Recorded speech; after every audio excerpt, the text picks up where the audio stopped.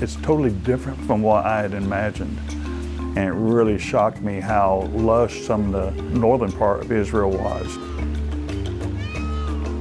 I was really impressed by the water too, and the greenness of the place. We were there in the spring, which is the best time. I really enjoyed the streams that would come out of the base of these mountains, like Mount Hermon. Just so much water. It kind of contradicts your idea that Israel is a desert place. It's really a beautiful country. Because it was an area that was so far north and therefore unique, because that's where Abraham came from, out of the Mesopotamia area, I think it really struck me as, you know, we're really back in history here. This is really where it started. I really enjoyed kind of thinking back that far.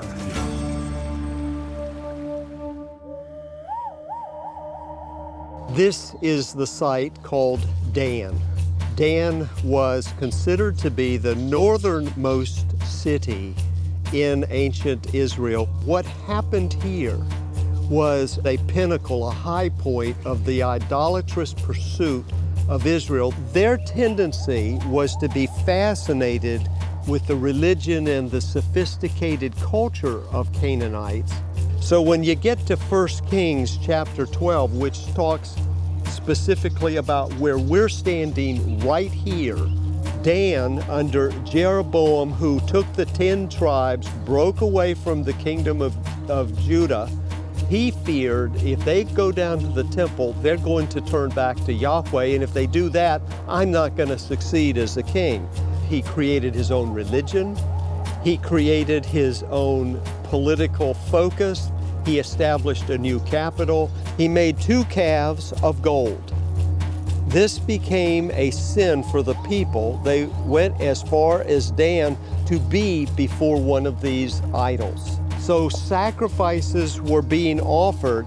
This led to the downfall of the kingdom of Israel, and God raised up the Assyrians, who took away the 10 northern tribes. All that was left were 2 tribes, the main tribe being Judah in the south. That high place really stunned me in terms of, okay, it's still here.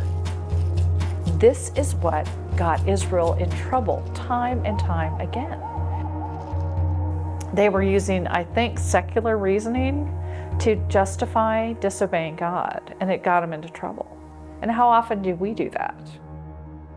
We also were confronted with this confluence of cultures and the conflicts that are there between the Jews and the Arabs and the Palestinian community.